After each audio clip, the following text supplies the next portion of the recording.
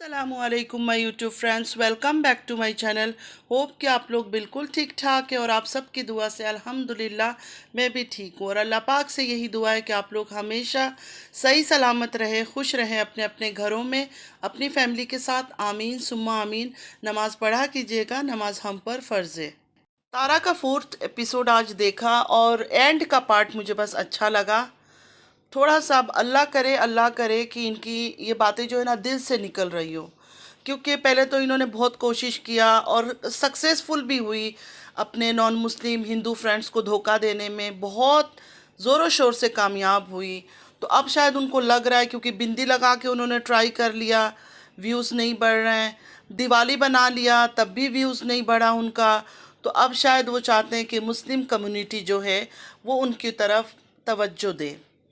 तो ये मेरे दिल में एक बात आई ख्याल, क्योंकि इनसे तो कुछ भी उम्मीद कर सकते हैं, कुछ भी कर सकती है ये। बदलना इनके लिए काफ़ी मुश्किल है, लेकिन हम दुआ करते हैं, दिल से दुआ करते हैं कि अल्लाह पाक इनको हिदायत का रास्ता दिखाए। आमीन सुम्मा आमीन। चले अब चलते हैं तारा की स्टोरी के ऊपर। तारा, पहले तो एक चीज़ डिसाइड कर लो कि आप अमीर हो या गरीब हो।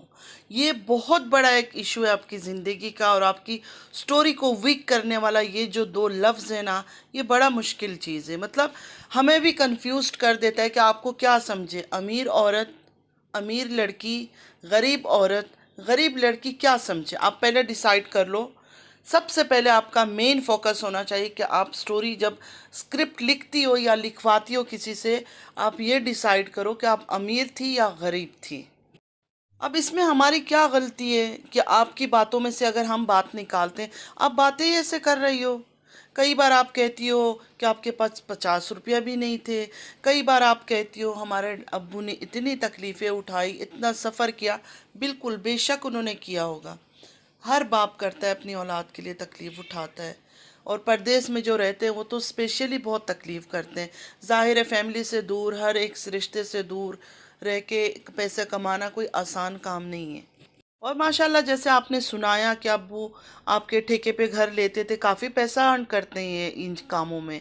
और उसके बाद फिर ये कारवां चलता रहा, एक के बाद एक बिल्डिंगें वो लेते रहे। और आपने ये कहा कि वो एक रूम में भी नहीं सोते थे, नीचे बिल्डिंग के नीचे सोते थे।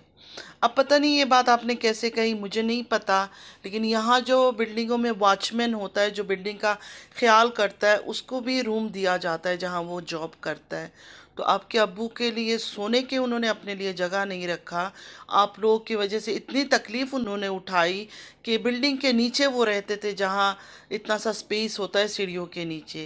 लेकिन आप लोगों ने क्या किया, उनके नाम को बदनाम करने में कोई कसर तो नहीं छोड़ी। आप लोगों ने तो फिर इतनी तकलीफ़ करके, एक बाप ने आप लोगों को पाला पोसा, दुनिया की हर वो खुशी थी। लेकिन कैसी औलाद है आप लोग कि उनकी रूह वहाँ ऊपर से भी रोती होगी कि कैसे औलाद में छोड़ कर गया हूँ। इनके अब्बू ने इनके लिए घर लिया, ज़मीन लिया, हर चीज़, ज्वेलरी वगैरह बाई की थी, हर चीज़ की थी। तो ये अमीर थी, कोई गरीब लड़की नहीं थी ये। तो सोचने की बात है, एक अमीर लड़की का बाप एक फुटवेयर नहीं ले सकता था, एक सैंडल नहीं ले सकता था, एक जूती नहीं बाई कर सकता था। ब्रांडेड ना सही, लोकल मेड तो वो ख़रीद ही सकते थे। और वो क्यों ख़रीदे, घर में जो बाकी लोग हैं उनमें से कोई, किसी को नहीं था ख्याल, कोई एक सैंडल लेके उनको नहीं दे सकते थे। सोचने वाली बात है।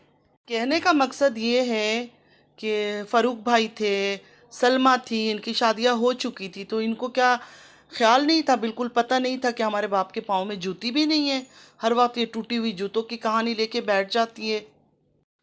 तारा की शादी से पहले फ़ारूक भाई की भी शादी हो गई थी, सलमा की भी शादी हो गई थी। तो उनमें से किसी को नहीं नज़र आ रहा था फ़ारूक भाई अपनी बीवी को पाल सकता था, बाप को एक जूता नहीं लेके दे सकता था।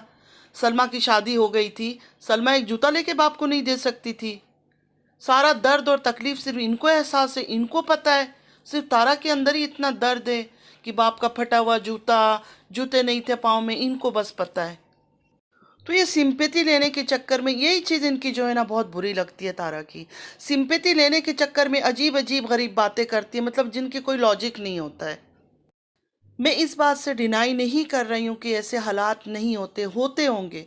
कंट्रीज़ में होते होंगे, ऐसे बाप भी होते होंगे कि जिनको पहनने के लिए, जिनके पास एक स्पंज का सैंडल भी नहीं है। ऐसे हालात भी होते हैं बापों के। लेकिन तारा का मामला तो कुछ और है। मतलब माशाल्लाह इनके अब्बू सऊदीया में रहते थे, अच्छे खासे अर्न करते थे। उसके बाद इन्होंने ज़मीन खरीदी, जायदाद खरीदी, घर खरीदा अपनी बेटियों के लिए, ज्वेलरी बनवाई इनके लिए, हर चीज़ इनके पास था। तो जिनके पास ज्वेलरी हो, घर हो, जायदाद हो, उनके लिए क्या एक सैंडल लेना बहुत बड़ी बात है। मैं बार बार वही कहती हूँ, चलो ब्रांडेड ना सही, अगर आप बोलते हो कंट्री जाने के बाद हालात ख़राब हो गए थे, हो सकता है कोई बिजनेस किया हो, बिजनेस सक्सेसफुल नहीं हुआ होगा, चलो मानते हैं, लेकिन इतना भी बुरा हालात तो नहीं हो सकता कि एक सैंडल वो ख़रीद नहीं सकते तो और आपके लिए ज्वेलरी बनाया हुआ है, शादी की जहेज़ बनाई हुई है। ऐसा नहीं होता है। इतने सारे बेडशीट से इतने सारे सामान था, कुछ एक चीज़ आप सेल कर देती, कोई एक ब्लैंकेट ही आपके घर वाले सेल कर देते, क्योंकि उनका सैंडल जूता तो ज़रूरी था ना। एक बाप नंगा पाँव तो नहीं घूम सकता है। बेटी के लिए दुनिया का सामान रख के हर चीज़ उसके पास है, तो उसमें से अगर एक तिनका एक बेडशीट ही निकाल के कोई सेल कर देता, क्योंकि हर वो चीज़ वो सऊदीया से लेकर गए थे, और बाहर की चीज़ों को तो कंट्री में बहुत ज़्यादा कीमतें होती है और लोग खरीदते ही हैं सब चीज़ें बहुत पागलों की तरह। तो एक चीज़ सेल करके भी आपके अब्बू को सैंडल दी जा सकती थी। तो पता है आपकी बातें मुझे इतनी सेंसलेस बातें करती हो, समझ नहीं आता है कि किससे लिखवाती हो ये सब। कौन लिखता है आपके लिए स्टोरी? कौन है वो बंदा? पहले तो किसी को बताने से पहले, स्टोरी लिखने से पहले, स्टोरी को डिस्क्लोज करने से पहले ये डिसाइड करो कि आप अमीर थी या गरीब थी। पहले एपिसोड ने आपने पता नहीं दो लड़कियों का क्या ड्रामा खेला, मुझे तो समझ नहीं आया, मेरे दिमाग के ऊपर से निकल गया। सेकंड एपिसोड आपने शुरू किया अपनी अम्मी की शादी से, वो भी आपका चला नहीं, वरना कंटिन्यू करती आप। उसके बाद फिर आपने गुनाह होते देखा, वो एपिसोड चला, उसमें आपको इतनी गालियाँ मिली, इतनी गालियाँ मिली, तो उसको भी आपने रोक लिया। अब ये अपनी शादी की स्टोरी लेकर आप आ गई हैं। तो मानते हैं रियल लाइफ स्टोरी सुनाया जाता है, सुनाओ आप। मेहंदी हाथों में लगी थी, मेहंदी का रंग भी नहीं सूखा था, मेहंदी के कलर भी नहीं उतरे थे, ये सब बातें हमने सुन रखा है, मूवीज़ में भी सुन रखा है, रियलिटी में भी बहुत सारी ये सब चीज़ें सुन रखा है। इसमें कोई बड़ी बात नहीं है, ऐसा होता है।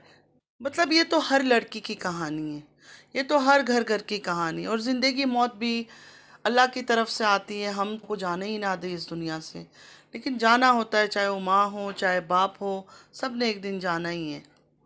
आप जो खेल खेल रहे हो ना, थोड़ा सा अजीब सा लग रहा है कि मतलब वो चले गए दुनिया से, आपके अब्बू दुनिया से चले गए, अल्लाह के पास है वो, लेकिन आप उनका नाम से भी व्यूज़ लेने की कोशिश कर रही हो, उनके नाम से भी पैसे कमाने की कोशिश कर रही हो। ये जो इमोशनल एक जूते का स्टोरी लेके आप बैठ गई हो ना, हर एपिसोड में, दो एपिसोड में तो शायद आपने यही जूतों की स्टोरी सुनाई।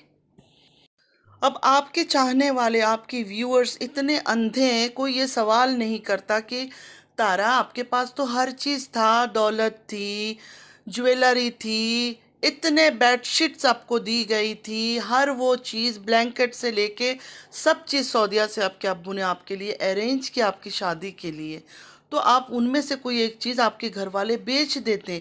एक तिनका कोई चीज़ बेचने से कुछ फ़र्क नहीं पड़ता। इतने सारे बेडशीट पड़े हुए हैं, अगर 10 पड़ा हुआ है उसमें से अगर एक उठा के निकाल देते, क्योंकि बाप के पाँव नंगा है, उसके पाँव में उनके जूते नहीं है। मतलब घर वाले कैसे थे, आपके बाप का केयर नहीं करते थे? किसी को आपके बाप की कोई परवाह नहीं थी कि नंगा पाँव घूमे, टूटी हुई जूतों में घूमे, कैसे भी सफ़र करे, कोई परवाह नहीं है। अल्लाह पाक आपके अब्बू को जन्नतुल फिरदौस में आला मकाम दे, आमीन सुम्मा आमीन। आप उनका नाम लेना और छोड़ दो, उनके नाम पे सिंपैथी कार्ड खेलना बंद कर दो, ठीक है? मैंने ज़िंदगी में बहुत सेल्फिश लोग देखा है, बहुत खुदगर्ज किस्म के लोग देखा है, लेकिन आप जैसा मैंने किसी को नहीं देखा है। मतलब आपके बाप दुनिया में नहीं है, अल्लाह पाक उनको जन्नतुल फिरदौस में आला मकाम दे, आमीन सुम्मा आमीन। आप उनको भी नहीं छोड़ रही हो, उनके नाम पे भी सिंपैथी कार्ड खेल रही हो। आप जिस तरह शक्ल बनाती हो, अपने होठों को टेढ़ा मेढ़ा करती हो, पतली आवाज़ करके एक्टिंग कर करके बोलती हो, बिल्कुल नेचुरल नहीं लगती हो, सिर्फ लगता है कि शो ऑफ कर रही हो, दिखावा कर रही हो। किसी को अपने माँ बाप से प्यार हो, उनमें से एक भी चला जाए ना, उसको याद करके एक अलग तकलीफ़ होती है, एक अलग चेहरे में, वो एक अलग अजियत आती है चेहरे में कि वो नहीं है दुनिया में हमारे पास। आपकी तरह इतनी एक्टिंग करने का दम किसी में नहीं है। वो वही कर सकता है जो सिर्फ पैसे कमाने के लिए कैमरे के सामने एक्शन बोलते ही वो शुरू हो जाता है, आप वो हरकतें कर रही हो। और तारा, आप तो 13 साल की एज से इतनी मैच्योर, इतनी समझदार, कि अपने बाप का तकलीफ़ देख के आपने ये तक उनको जाकर कह दिया कि मैं शादी कर लूँगी। मतलब 13 साल की लड़की खुद से जाके अपने अब्बू को कह रही कि आपकी मर्ज़ी के हिसाब से मैं शादी कर लूँगी। इतनी समझदार थी, हर बात को इतना समझती थी, तो आपको एक अब्बू के जूते का दर्द लेके आज तक आप बैठी हुई है, तो उस टाइम पे आपने अरेंज कर लेना था। अम्मी से कहना था, अम्मी से बात करनी थी, अम्मी को बोलना था कि मेरे लिए इतना सामान आप लोगों ने इकट्ठा किया है, उसमें से कुछ एक चीज़ सेल करो, अब्बू को जूते लेकर दो, वो सबसे ज़रूरी है। अब आपकी स्टोरी में इतनी लूप होल्स होती है कि हमें फिल करना पड़ता है उनमें बातें। तो इससे अच्छा नहीं कि आप अच्छा सा कोई स्क्रिप्ट राइटर देखो, उसको अपनी स्टोरी बताओ और एक्स्ट्रा मिर्च मसाला स्पाइस वो खुद डाल देगा उसके अंदर। और जब आप रुखसत होकर चली गई, आप के अब्बू ने बहुत मिस किया कि चाय कौन बनाएगा, रोटी कौन बनाएगा। तो आपकी अम्मी कुछ नहीं करती थी, आपकी अम्मी आपके अब्बू को रोटी चाय ये सब बना के नहीं देती थी। आप उस छोटी सी उम्र में 13 साल में घर में बड़ी बहन भाई, भाई की बीवी सब होते हैं। चलो बहन का अगर शादी हो के सलमा अगर सऊदीया भी चली गई थी अगर, तो वहाँ आपकी भाई की शादी भी हो गई थी ना, तो उनकी बीवी जो थी वो आपकी अम्मी अब्बू को रोटी बना के नहीं देते थे, आपको बोलते थे आप रोटी बनाओ आप चाय बनाओ। सारी जिम्मेदारी आपने उठा रखी थी घर की। आपने ही कहा कि आप जब चली गई तो अब्बू को यही था कि अब चाय कौन बनाएगा, रोटी कौन बनाएगी। तो फ़ारूक भाई की जो वाइफ़ थी, फ़ारूक भाई की शादी हो गई थी, तो उनकी वाइफ़ क्या आप लोगों को रोटी ये सब बना के नहीं देते थे, आपके अब्बू को चाय रोटी कुछ भी नहीं करती थी वो। अब बात आती है जो लड़की घर में रोटी बनाती थी चाय बनाती थी इतना कुछ करती थी, शादी होते ही कहानी पे ट्विस्ट आ गया। अब आगे का सुनिए। शादी होने के बाद उस लड़की को कुछ भी नहीं आता था, मतलब खाना भी हस्बैंड से पूछ पूछ के पका लेती थी किसी तरह गुजारे की। अब सिर्फ एक वाइट ड्रेस उन्होंने धोने के लिए दिया, सिर्फ अपने स्कूल के कपड़े ही धोती थी, यूनिफॉर्म वगैरह। एक शलवार कमीज़ धोना नहीं आया, वो पता नहीं कितनी मुश्किल से धोई। आप यकीन करें जब वो बोल रही थी कि मुश्किल से धोया, तो मैंने समझा शायद कपड़े वपड़े फाड़ दिया होगा, मतलब वो आता नहीं है तो फिर इंसान वो क्या बोल रही थी, घसीट घसीट के धो रही थी। तो मैंने समझा शायद शाम को हस्बैंड आएगा तो उनको ये बताएंगे कि कपड़ा फट चुका है, मेरे से नहीं साफ़ हुआ, मैं नहीं धो सकी। लेकिन अल्हम्दुलिल्लाह उन्होंने वॉश किया धोया। और ये सब चीज़ें जो ये लर्निंग प्रोसेस है, ये तो हम सबकी लाइफ में आता है, ऐसा वक्त तो सबकी लाइफ में आता है। बहुत सारे लड़के इनकी तो 13 से ऊपर की भी जो शादियां हो जाती हैं उनको आयरन करना नहीं आता, उनको घर में कपड़े धोना नहीं आता, खाना बनाना नहीं आता, क्योंकि बाप के घर में कभी बनाया नहीं है, काम नहीं किया है। तो ये सब चीज़ें तो ये लर्निंग प्रोसेस चलती रहती है और ये ज़िंदगी भर चलती रहती है। तो जो मेरी प्यारी प्यारी बहनें पहले से इन पर रिएक्शन दे रही है लास्ट 1 ईयर से, उनका यही कहना था कि तारा का घर पे दिल नहीं लगता, तारा घर की काम नहीं करती है। हर वो चीज़ इनका जो हस्बैंड है साजिद वो करते थे, चाहे वो बच्चों को संभालना हो, घर के काम करना हो, कुकिंग करना हो, हर चीज़ ये करते थे। तारा का दिल घर के कामों में नहीं लगता था। तो तारा ने भी आज वही साबित किया, मतलब डबल बात की उन्होंने। इनकी एक ज़बान ही नहीं है, एक तरह से बात वो करती ही नहीं है। कभी कहती है मैं अपने घर में चाय रोटी हर चीज़ बनाती थी, यूनिफॉर्म भी धोती थी। कपड़ा धोने का तो एक ही बात है, चाहे वाइट हो चाहे ब्लैक हो, धोना धोना ही है। जो इंसान यूनिफॉर्म धो सकता है, वॉश कर सकता है, वो एक शलवार कमीज़ भी धो सकता है, ऐसी कोई बात नहीं है। तो खैर इन्होंने डबल बातें की है कि वहाँ ये करती थी फिर यहाँ आके बिल्कुल वो नन्ही बच्ची बन गई। तो ये सब बातें खैर जो रिएक्शन वाली बहनें हैं वो बता चुकी थी कि इनको घर के कामों में दिल नहीं लगता था। तारा को हमेशा ये दिखाना है कि मैं मज़लूम हूँ, बेबस हूँ, मैं बहुत लाचार औरत हूँ।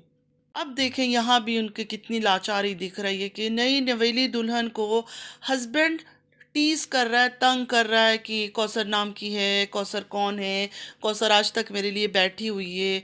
वैसे 13 साल पहले की लव स्टोरी जाके कब सक्सेस हुआ, आफ्टर 13 ईयर्स। मतलब साजिद ने 13 साल इंतज़ार किया तारा के साथ रह के, माशाल्लाह एक फैमिली उनकी बनी, 3 3 बच्चे पैदा हुए, उसके बाद फिर जाके इन्होंने कौसर से शादी कर ली। मतलब इतना कौसर का पावरफुल प्यार था कि लैला मजनू को भी मात दे दिया इन्होंने।